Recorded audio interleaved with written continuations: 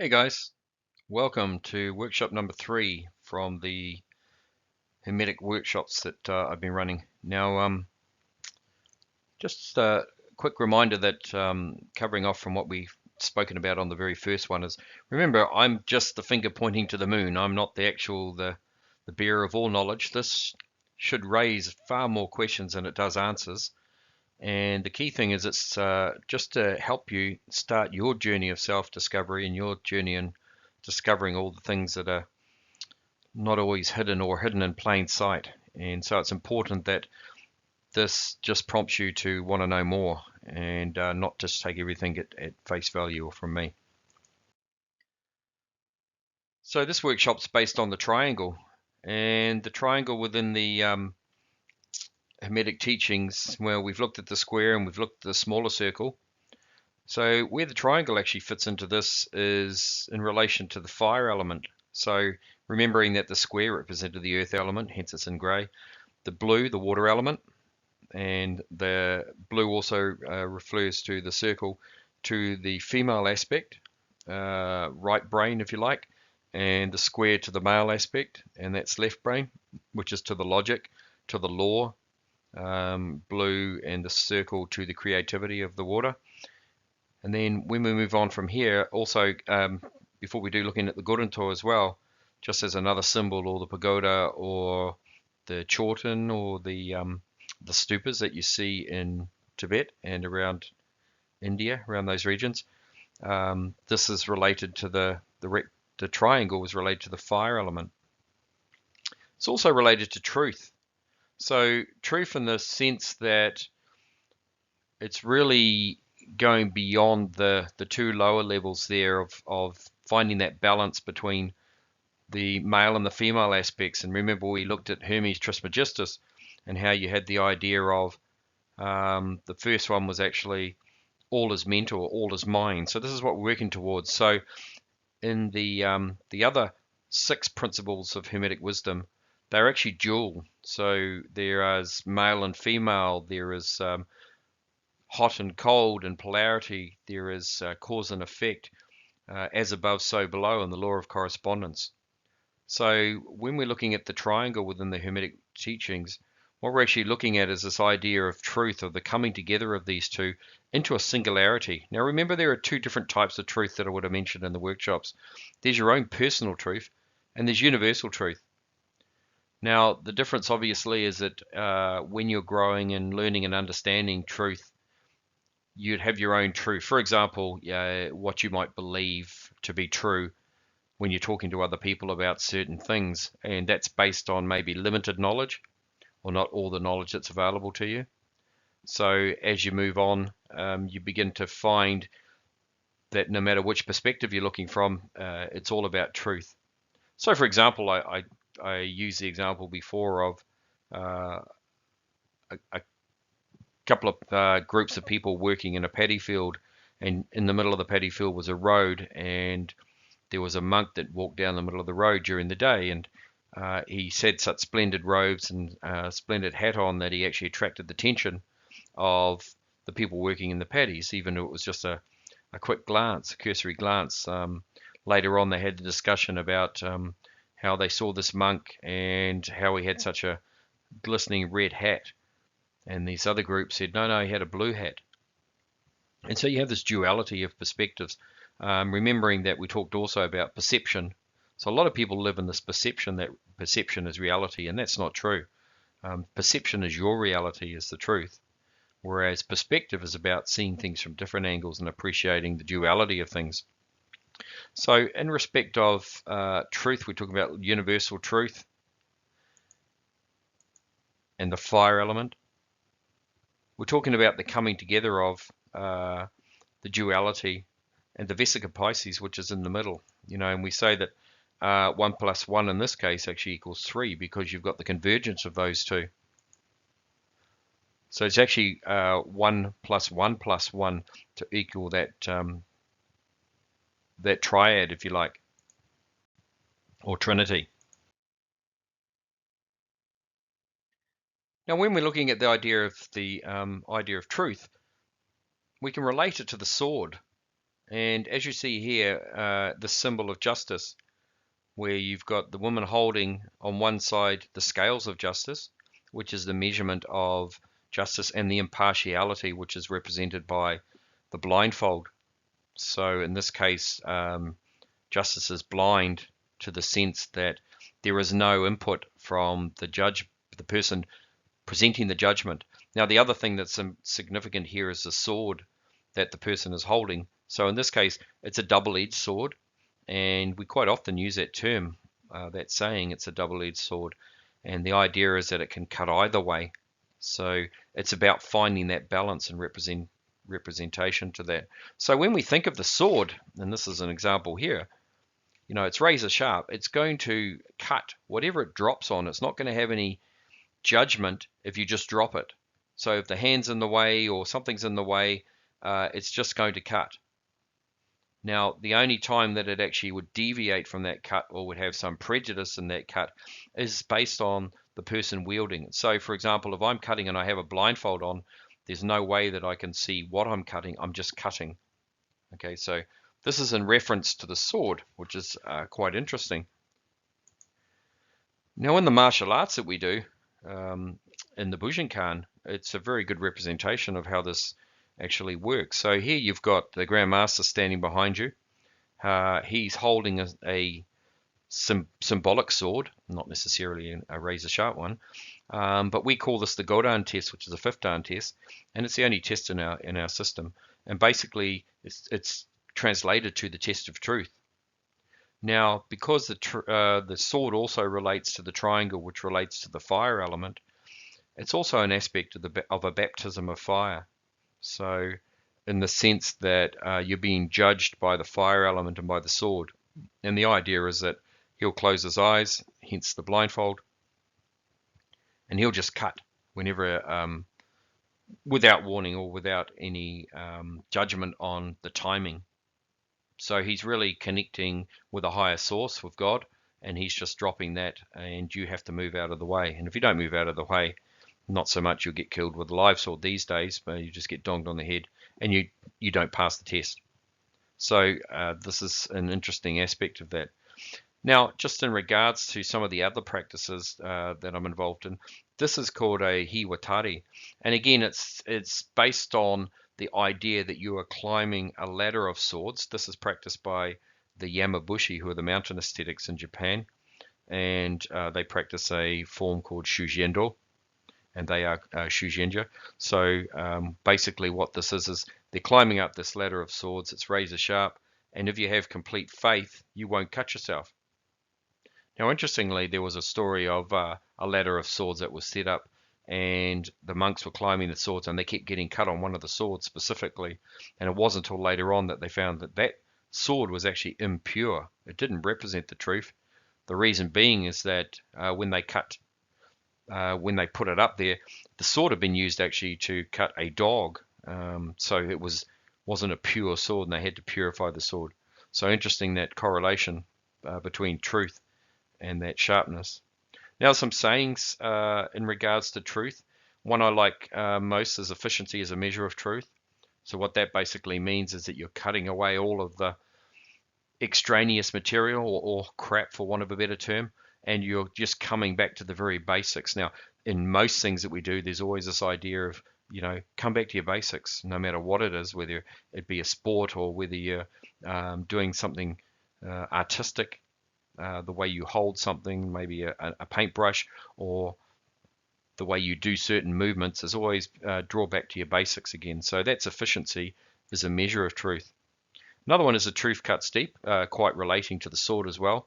So again, truth is quite a powerful tool or even a weapon, and you have to be careful how it's wielded, because it will cut deep. It cuts right to the soul. It cuts away the extraneous crap, and that may be what someone relies on to protect themselves. Maybe they're just not quite ready to hear that truth. So you have to be very careful with that. We refer to a blade as a true blade, and that's not just in a martial sense. I used to be a butcher, and you would always say that the blade was true. So it cuts straight. There is no religion higher than truth. So this is interesting. So again, there's no discernment there. There's no clouding or no dogma of a particular way of doing things. Truth is the higher religion. And another saying relating to truth is be careful what you wish for. So what you're saying there is that, we're looking at unconscious manifestation. Just once you learn to wield a bit of power using the fire element, and in this case represented by the triangle, what you're looking at is the power of intention. And the stronger your will is, the more powerful even your unconscious manifestation is. So you need to be careful what you actually wish for. Now, the triangle is also related to the will or willpower. So it's really important that you understand that the will is like a muscle. The more you exercise it, the stronger it gets. So exercising your will or exercising your intention, the same sort of thing, will make it stronger.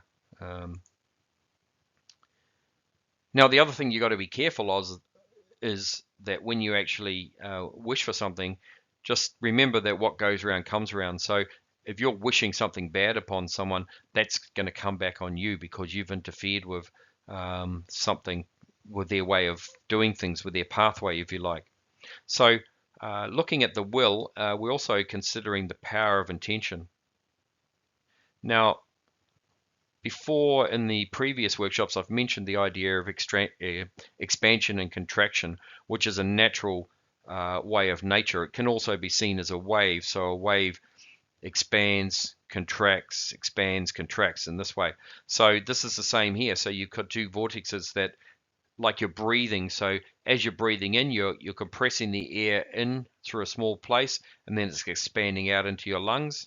When you go the other way, it's compressing in and it's expanding out into the air again. So you have this idea of expansion and contraction.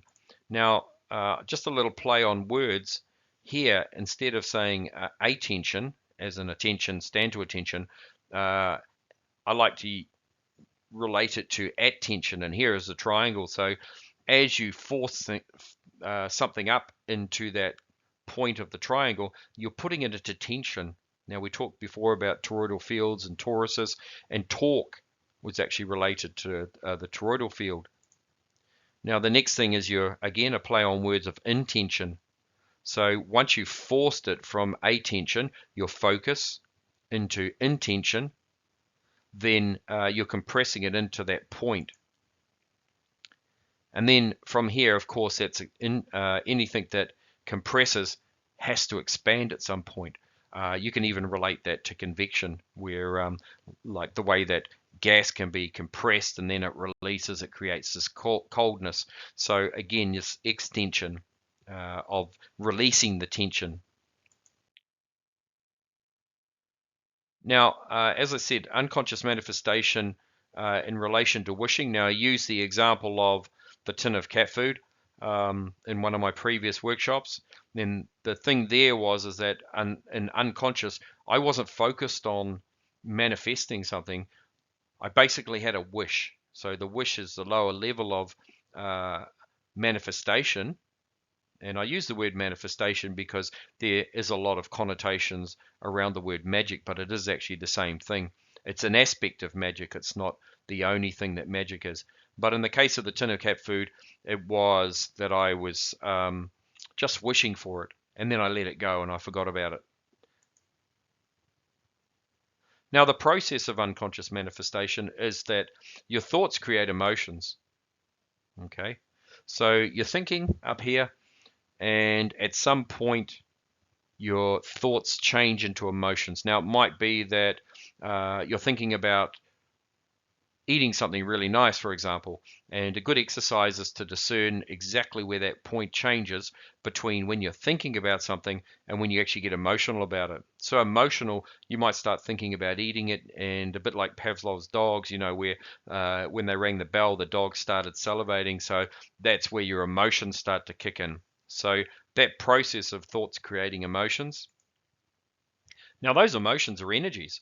So you feel them in your body, you feel them in your being, they are actually energy. And you can feel that energy bubbling up and welling up, whether it be in your chest or in your stomach or even in your loins. You have this real feeling of emotions. And those energies then create the reality. And it's really important to understand that emotions is energy in motion. So people often say, when you're doing spiritual development, that you should have balanced emotions and you should keep those emotions balanced. And, well, you're not very spiritual because you're quite emotional. Well, actually, that's not quite true. It's emotions that make the world go round. If energy's in motion, then things change. For example, if you just say to somebody who may have annoyed you through their own volition that, oh, you annoyed me, with no emotion in it, they might not understand, or maybe want to change because they don't really understand the impact, and you're not purveying the impact. Whereas if you say it with some form of emotion, like you are really distraught or you're upset, you're out of your set way of thinking, that may have more gravity and more of an impetus for them to change. So, even the gods get angry. So that old saying of energies create those realities, and then those realities that become charged within your thinking and your thought form, they then go off in, like, if you imagine a bubble, for want of a better term, and you've created those. And once you've created that energy, it can actually then go away and manifest. So in the example of the tin of cat food, I thought about the tin of cat food first, and then I got a little bit emotional about it because, like, I felt sorry for the cat that I really liked. And so those two things there, when I let it go, threw my hands in the air, not like I just didn't care, but just because I didn't do anything or couldn't do anything about it, that went away and manifested, because through the law of attraction, it attracted that reality to the situation. And we'll talk about that as we go along. Now, the mechanism for unconscious manifestation. First of all, as I said, you're thinking of something. Then you get emotional about it. And then you release it. So in the sense of the mechanism here of the Gorental, so same thing, you're working your way down through the Gorental. So it starts with an idea before it actually even becomes a thought. So the idea is, you see it in your third eye, and it's what's dear to your heart. So it's the combination of the heart and mind. So you then think about something. Then from there, in the fire element, it's unconscious, in the sense that you're not really focused on it. So the difference between conscious and unconscious manifestation is that conscious manifestation, you're consciously directing it through attention, intention, to actually manifest. This way, it's just naturally flowing down in the unconscious way of doing things into the subconscious. You're adding some emotion to it, into the water element, and then you're doing something. You're directing action in some way, shape, or form. It may be that you're directed rather than you actually consciously doing something as well. And it may be that your intuition's actually guiding you to do something as well. So in the case of that, as I said before, that manifestation, I was guided to go in a certain direction, to go down these streets, to do this, to do that. So I was guided through my intuition. So it's really important you listen to your intuition. Now, there is some publications out there that have sort of captivated this, and probably one of the most common ones is called The Secret. And they've made movies about it, and they made videos about it. They've written books about it. There's all sorts of things. There's courses you can do on The Secret. Now, there's nothing wrong with this. They do encourage a lot of things will happen just through positive thought. Now, if you just sit there thinking positively about things, the chances of something manifesting without you doing the other parts of the process are quite slim. If you're positively thinking about something's going to happen, unless you've got a really strong will and you're higher, have a higher consciousness, things are very unlikely to sort of just happen just on a whim. So it's really important that in respect of positive thinking is that you actually apply that positive thought. But also, something that's missing here is what I would say would be your karmic bank account.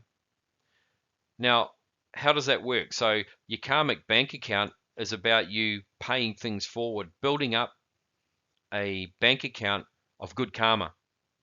So you can actually withhold karma, or it doesn't have to come back to you into fruition straight away. You can actually bank it up. And the way that you do that is doing things not necessarily even that people would see you doing. It may be leaving an extra bit of space in a car park. It may be buying something or giving something away to someone without them even knowing who did it. I mean, all of those sorts of things. Being considerate, I suppose, is a way of paying it forward. So building up that karmic bank account so that when you need to draw or make some withdrawals on it, it's available.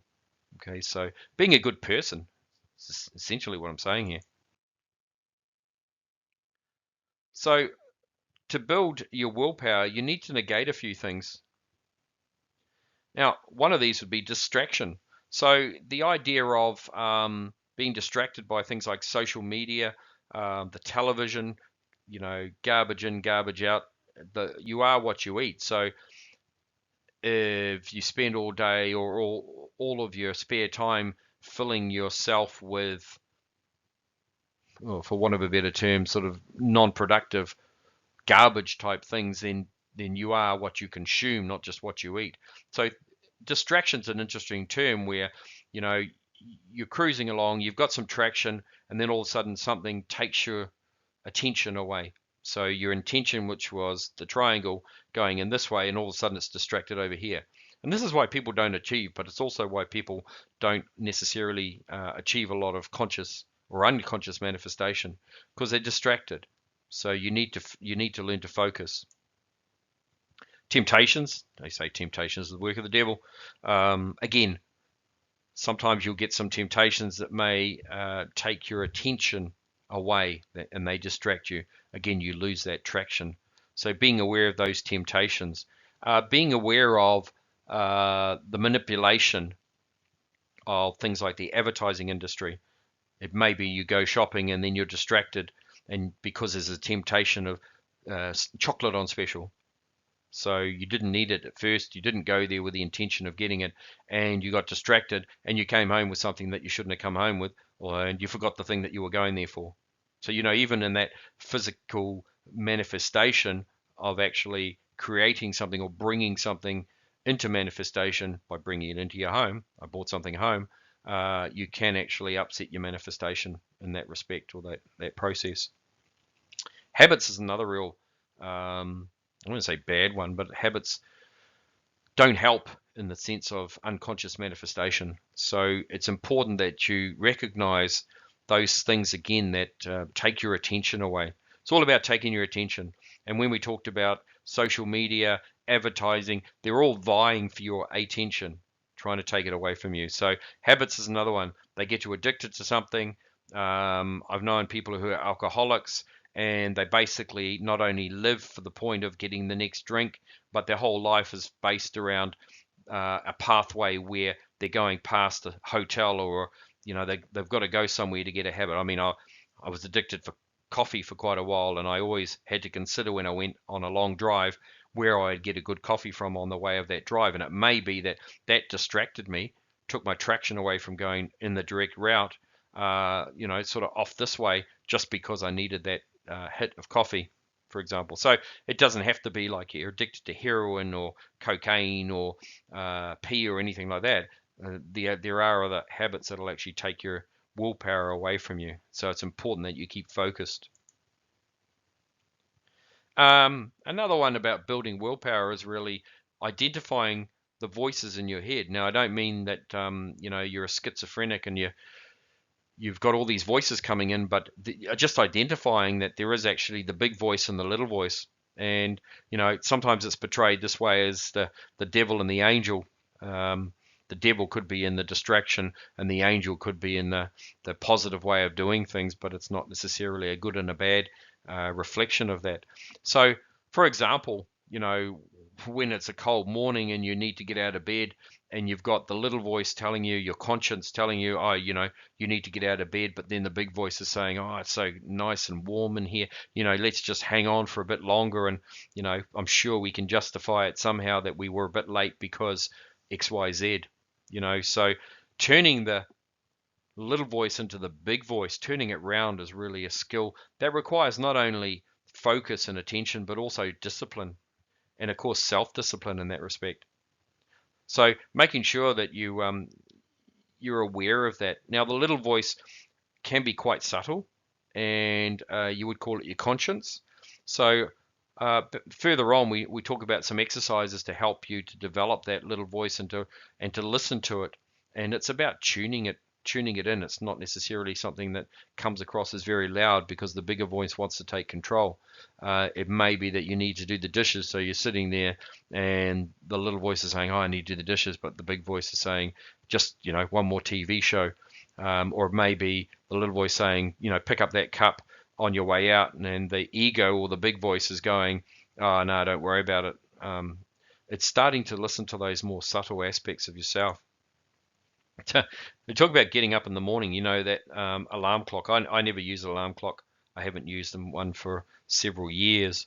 But that has two distinctly bad things to it. One of them is that you're reliant on it, and if the power goes off, you won't get up in time, and you can use that as an excuse not getting to work. But the other thing is it jolts you out of your dream state, and you really want to come out of that quite easily, rather than that blaring, buzzing noise that just basically shakes your soul, and it does put you on edge and on tension, and it can set your day off in the wrong way as well. Now, one of the things that's even worse than that is the snooze button, and I'm just going to wait for another 5 minutes, or I'm just going to hang out for another 5 minutes. Again, that sort of thing doesn't help. I make the point of waking up before 5 o'clock in the morning. I never stay in bed after 5, so as soon as I might watch the clock, as soon as it hits that 5 o'clock, my feet are out of bed, I'm sitting up, and I'm standing up, and I'm doing all the things I need to do to get ready for the day. So again, it's about building that willpower up. As cold as it is, don't listen to the little voice telling you, that it's cold, and stay in bed for a little longer, and try and make pathetic excuses. Work through those. Just do it. I'm sure I don't get out of bed like this, and I'm sure a lot of people wouldn't. But again, find that motivation. You've got to have the big voice changed around to be smaller than the little voice. You've got to have that motivation.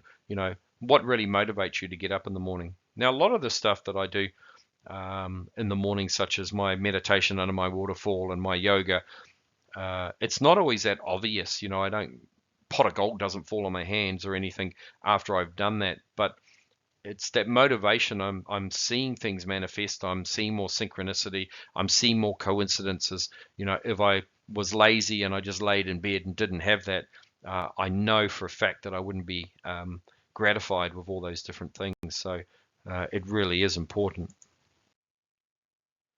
Now, in regards to exercising your willpower, there's a few practical exercises you can do. So you don't have to get up at 5 in the morning and sit under a freezing cold waterfall. You can, and that certainly builds your willpower. But just sticking to it, time is really important. Time is of the essence.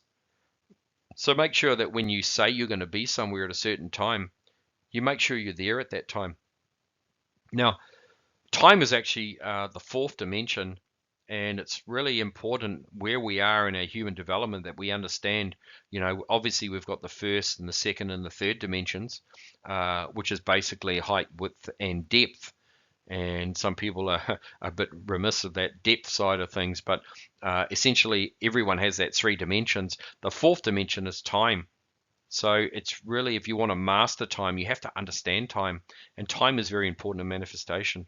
So the idea behind time is that you know how long it takes to do everything that you need to do. For example, how long does it take to drive to work? How long does it take to have a shower? How long does it take for cooking? People who are really good chefs, they have a huge sense of good timing. They know they can do 3 or 4 things at once. The idea of a stitch in time saves 9. So in the sense that if you're doing something and you know it's going to take 5 minutes, or you're waiting on something, do something else to fill in that. So you've actually been much more productive. Might be that you go to the service station, you have the app on your phone, you put your nozzle in, you let it fill up, and at the same time you go and do other things as well. You might go and grab something out of the shop, you might go to the toilet, you might do, so you're not actually stacking up this idea of, waiting and then waiting for the next event, next event, next event. The idea also is not only just saying you're going to be at a certain place at a certain time, but working back from that, knowing all those steps to get you to that point, so breaking it down. Really important one is do what you say you are going to do. You're only as good as your word. Now we find later on, when we look at the fourth workshop, how important the word is. And your word is, but not only how important it is, but how powerful it is. If someone can rely on your word, that's massive. In the old days of, say, feudal Japan, or as a warrior, if someone said, I need you to be here at a certain time, you gave your word that you would be there. That could be a matter of life and death. So it's really important that you say what you're going to do. Maybe one of my weaknesses, I'm a little bit intolerant of people who say they're going to do things and then don't follow through and actually do them. It really, in my eyes, denigrates their value as a human being. And you could say that's a judgment, but just understanding that idea of judgment is not about observation. Judgment is about acting on the observation. So if you look at someone and they're doing something that really annoys you, then it's you're acting on that annoyment. So maybe not giving them the same level of service that you would to someone else, because now you've judged them in a certain way. So when you act, because act is related to cause and effect, which is related to karma. So you are consciously interfering with them, that then becomes judgment. And of course, as you sow, so you reap. So that's really important when you judge people, that you understand that difference between observation. We've got to observe. We've got to learn by observation. We can't walk around with our eyes shut, because we'd never learn anything. So never go anywhere empty-handed. Many hands make light work. So I've made the point, and it's only been fairly recently, of whenever I'm going anywhere, it may just be walking from the lounge to the kitchen, taking something with you. So it might be that there's a dirty dish sitting there. You've just had a cup of coffee and you leave it sitting on the table. Pick it up and take it with you. It's not any more effort. And, that many hands makes light work. So if you're going somewhere, it's especially poignant where we live in the country, because if you're going to town, you want to do about 3 or 4 different jobs at the same time. So it may be that you drop something off or you pick something up. But yeah, always make your movements purposeful and have meaning to them. Plan ahead. Don't put off things today for tomorrow. Procrastination is a sin, they say. So sitting there just thinking about something you're going to do and not doing it is really important, that you actually follow through. So you create, again, that thought form, that energy, and then it's just hovering around. You've got no intent behind it, and that can actually lead you to become unstuck. When you say be careful what you wish for, it's that unconscious wishing that can actually lead you down a path of maybe not where you want to be. So it's important, don't put things off and plan ahead. So that idea of timing is really important again. See things to the end. Winners are grinners, losers are boozers.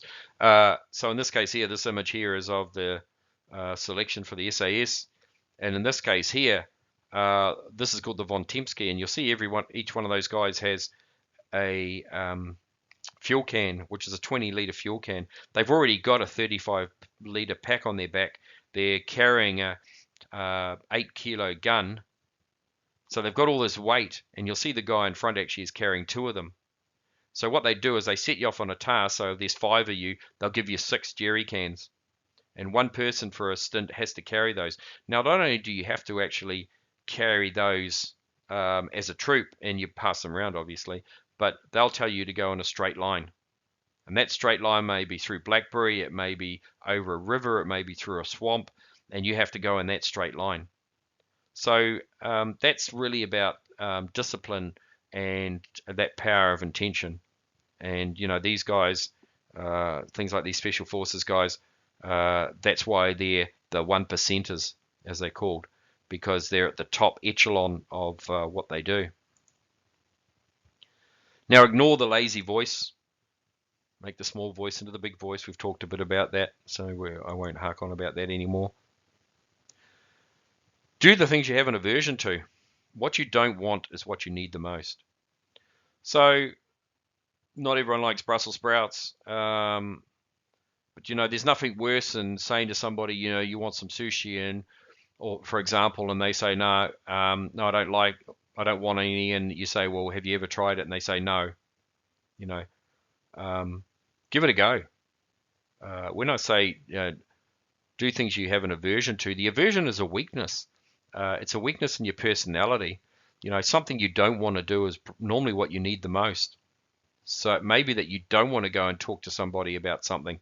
And the interesting thing is, the more prepared you are for something, the less likely it is it's going to happen. So quite often you'll think, oh, I don't really want to go to this party because there'll be certain people there, and I don't really get along with them, and it's going to be a bummer of a night.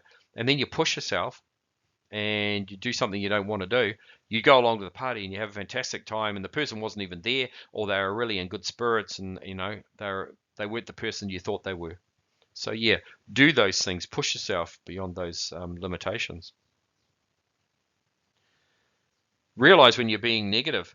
The word can't. When you have that in your vocabulary, it's very damaging. The idea of saying you can't do something. You're never given a problem without the ability to solve it. So if you've got something facing you that you think that is impossible, and you're not even going to give it a go, there is another saying here, and it's better to have failed than never to have tried at all. So at least if you failed, a lot of people who have been really successful in life have actually failed multiple times before they've actually succeeded. And follow your intuition. As I said before, listen to that little voice. Listen to it telling you what to do. That little voice, that conscience, will become louder and louder. And if you follow your intuition, it's the difference. The adverse to that is actually where you thought, oh man, I should have listened to myself. You had an accident, or you did something stupid, or something bad happened, and it's like, I knew I shouldn't have done that. Well, you didn't know that well because you still did it and suffered the consequences. So follow your intuition. It's really important. Be an individual. Be yourself. Don't try and be anyone else. It's really important as well. So this exercise, we're going to look at the first one. As a bit of a joke, this is willpower. He's a racing driver. But we're going to exercise our own willpower. And, again, he's one of the top racing drivers in the world. So he's the top 1%er. So he's got the right name to actually be really good at exercising his willpower. So as I said, willpower is like a muscle. The more you exercise it, the stronger it gets. Now, I mentioned this exercise before, where you identify the difference between your thought and your emotion. And there is a line there, a threshold, if you like. So what we do in this exercise is, as I said before, just clear your mind as best as possible. So you're not thinking about anything specific. Then what I want you to do is visualize, not think, visualize, see it sitting on the table in front of you, your favorite food, whatever it may be.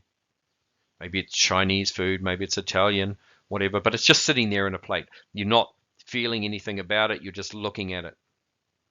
Okay, just imagining it in your mind's eye. Then I want you to think about how good that would taste, and feel that crossover from that thought to now you're interacting with it. It's coming into your body, and you're starting to salivate, and it's like, oh man, yeah, that's just fantastic. So it's that identifying that point. It's really important, because once the emotions take over, there is a momentum all of its own, an e-momentum if you like, and it's harder to actually go backwards away from those emotions. So that's really important.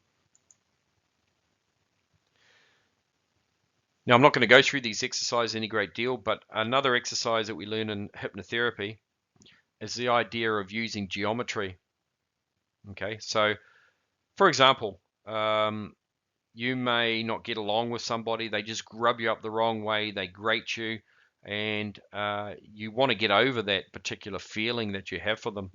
So what you can actually do is, outside of the realm of where these people are, when you go away and you you know, have a peace and quiet somewhere, is actually first of all to see that person in your mind's eye, and then let that emotion flow down into your area of your body where it really annoys you, or it aggravates you. So it might be in your chest, it might be in your throat, it might be in your loins, in any of those particular parts of your body. So you'd feel that start to well up. Then what you do is you actually feel it and see it as a piece of geometry. It may be a circle, a sphere, maybe a cube, it may be a pyramid, it may be any one of those, and specifically the color as well. So it might be a bright red cube, for example. So what you actually do is you feel that come out of your body, hold it in your hands and feel that as if it's there. If you're holding a cube, feel that you're holding this red bright cube, and it's quite warm and it's quite hot, and it's really that aspect of your emotion. Then once you've done that, you can see it changing. So see the red dissipate and bring in either a white or a golden light, and start to feel it get lighter and get cooler as you chill out, as you cool down in relation to that particular feeling, that particular emotion. And then as you're feeling it, maybe you want to change that square because it's very sharp on the corners to something a bit more smoother, like a sphere. And so it's a sphere of golden light or white light, white brilliant light. Feel that energy start to flow through your hands, and then eventually push it back into the area where it was feeling that tension or that emotion.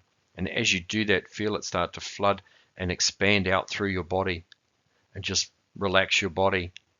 So you're then enveloped within this golden light. Now, another thing that's really important in regards to if somebody's rubbed you up the wrong way or someone has annoyed you, someone asked the Dalai Lama in one of the sessions that we went to, how do you deal with forgiveness? And he said, well, he's like anyone else, he does get annoyed at people when they do silly things or stupid things that annoy him or, can affect him.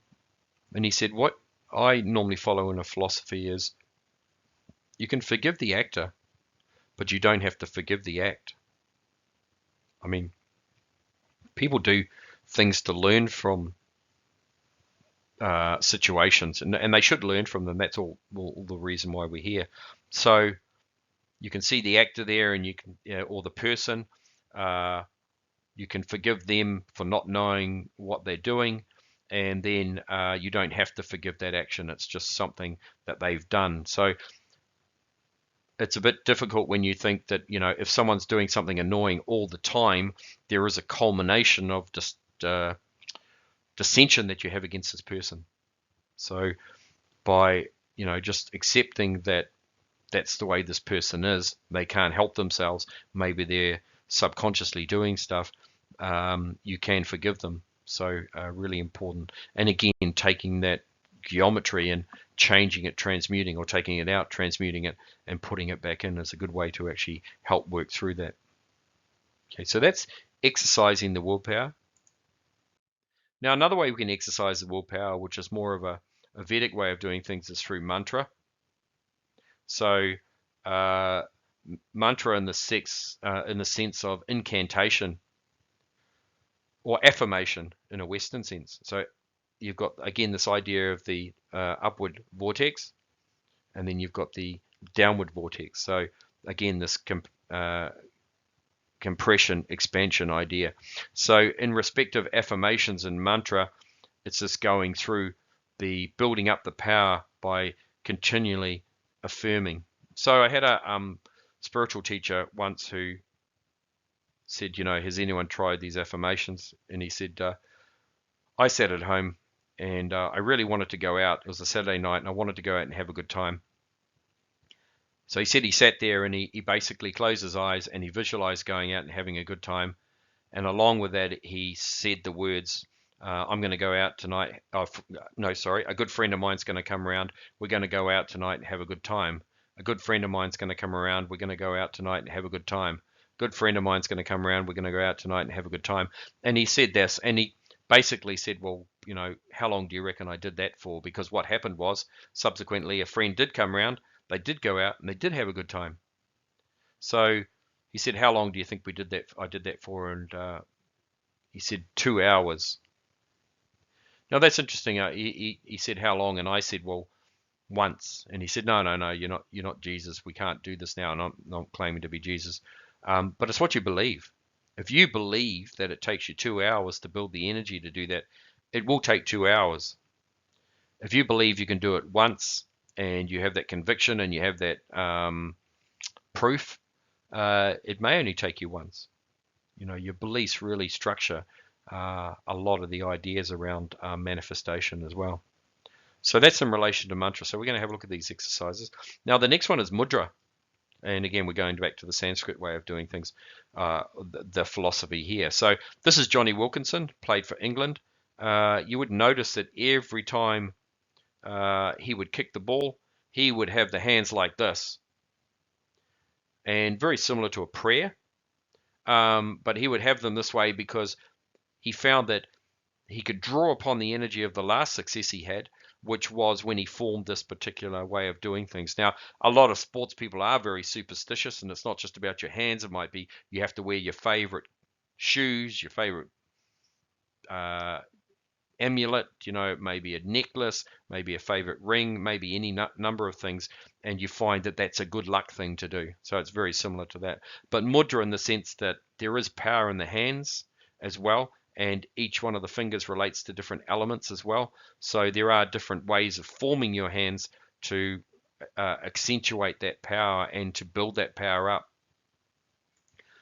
Now in here we've done this in I think it was in the first or second session, and this is related to the mudra of the fire element, and of course we're dealing with the triangle, which is the fire element. So it is the triangle in this way. So here's the triangle here, and you're forming the hands here. Now what we're going to do also is you can either stay in prayer. Again, you've got that P-R-A-Y-E-R, so prayer, or you can form them, try it this way in here, and this is called the this is a mudra that comes from Tibetan Buddhism, and it's called the Diamond Thunderbolt. So it's related to the Vajra that we had a look at in some of the earlier sessions, which is the first one of the earth element and the symbology of that. So this is the Vajra, this is a Diamond Thunderbolt. It's there for providing stability, but also to channel that energy up. Now, in here, the exercise itself, we've talked quite a bit about toroidal fields and that we have a torus around us of energy, which is our magnetic field or our aura. In the earth, you see there's magnetic lines as well. So the mantra that we're looking at is Om Vajra Manataya Swaha. So I'll explain each one of the powers of these words. And these mantras go back centuries. They're not just something that someone made up. So when we look at tapping into power in conscious manifestation, the more that people that do this, essentially what there is a conscious grid around the earth. And you can believe this or not, the idea is that as you push that out into the atmosphere, you also draw in the power of everyone else who's done that as well. So there is power in this that comes way beyond just what we're saying. It's coinciding with the energy out there. Just to explain this energy conscious grid, They had there's a couple of experiments that were done. They first noticed it in monkeys. They had monkeys in Japan, the baboons, I think they were. They um, they were trying to feed these monkeys sweet potato, and they would throw them on the sandy beach. And these monkeys didn't like it because they didn't like ingesting the sand. So basically, they would ignore them. And then one day, one of these monkeys got a bit of an idea that, well, what if I went down to the ocean and actually washed the sweet potato and then I could eat it? And so this monkey started doing this, and then the other monkeys started noticing that this monkey was doing this. So they'd all go down and do the same thing. And then every time they threw them these sweet potatoes, all these monkeys would do it. Now, in other parts of the country, same thing, that they tried the same experiment, and they found that these other monkeys, instead of them just trying to eat them with the sand on them straight away, they went down to the beach and started washing them and were able to eat them straight away. So there was as if there was a change in some energy grid or conscious grid specifically for these types of animals. Now they did this with humans as well. So what they actually did was, in one part of the world, they showed all these people in a room. There were so many of them. This collage, and in this collage were people's faces. And they said, okay, now we want you to have a look in here and see how many faces you can find. And so people counted out, and some of them got to 8, some of them got to 10, but they didn't get any more than 15. Anyway, on the other side of the world, they did the same exercise, and they coincided these two together, and similar results. Then in the first people they did the exercise with, what they actually did was they said, well, I'm going to point out there are actually 100 here, and they pointed out all these 100 faces in this particular picture. And then what they did is they then got these people to count up, and they pretty much got all the 100. And then on the other side of the world, they hadn't told these people about that. They asked them to do the exercise again, and these people got not necessarily 100, but they got a heck of a lot more than 15. So there is this correlation that when you throw something up into the grid, you make things available. And of course, the more power you give it and the more you do it, the powerfuler it becomes. And we talk about that also in conscious manifestation in regards to things like runic streams and astrological influences and things like that. So in this case here, Om Vajramanataya Swaha, just looking at this in relation to the toroidal field. So you have Om. Now Om is the drawing of the planet, of the world, of the universe. It's that Om, that vibration, if you like. So you're drawing in that. That's the very first thing. Now, a lot of mantras actually start with Om and end with Swaha, and we'll look at that as we go along. So Om, Vajra, that's the Vajra, that's the diamond thunderbolt. This is why this is significant to do here. So that Vajra represents the earth, represents the element of earth, represents strength. And to coincide with that, we also have Mana. So Om, Vajra, Mana. Again, strength, which coincides interestingly with the mana of strength of the Māori, and also Japanese, and quite a few languages use mana as strength. Now the next one is Taya. So T, Ta, T, T, that sound there. So the reason I've got a cross and I've got the lines dotted at the top is because this is the transformation where of what I said before about the atom, where the electron, or the visible magnetic, comes in, changes at that center 0 point, and then becomes invisible on the way out. So this is your Teha, which is actually a cross. So this is the cross that people make when they're crossing themselves.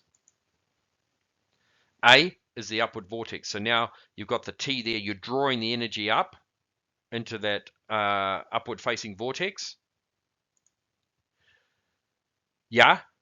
So you've got the Y coinciding with the A. So again, you've got this downward vortex, and you've got that coming up through that center line. So you've got this coming in and expanding out this way. And then Swaha. So Swaha, as in Aha, as in the crown chakra, as in the manifestation of that. So you've got the Om Vajramanataya Swaha. Now the idea in building up this power is also, it's in the idea of manifestation and charging yourself as thought, word, and deed. So you've got the thought, which is a visualization. You've got the word, which is the mantra, which is the vibration from the throat chakra. And then you've got the deed, which is actually the physical doing of something. So in this case, this is the mudra. So The exercise here to build up this is to visualize the energy coming Om Vajramana Taya Swaha. Om Vajramana Taya Swaha. So you imagine the energy building around you each time you do this. So you're drawing in from that conscious grid. Okay. So from here, you're doing it, and you would do it for a number of minutes. I do it for about 10 minutes, but you can do it for longer if you really want to build that up. But really building up that energy. So it's Om Vajramana Taya Swaha, Om Vajramana Taya Swaha, Om Vajramana Taya Swaha, Om Vajramana Taya Swaha, Om Vajramana Taya Swaha, Om Vajramana Taya Swaha, Om Vajramana Taya Swaha, Om Vajramana Taya Swaha, and feel the energy coming up and circulating around. So each time you charge, it becomes stronger and stronger and stronger. So you're building up that willpower. Now you might use this if you really wanted to charge yourself up or charge an element. So we're sort of getting into conscious manifestation as well here.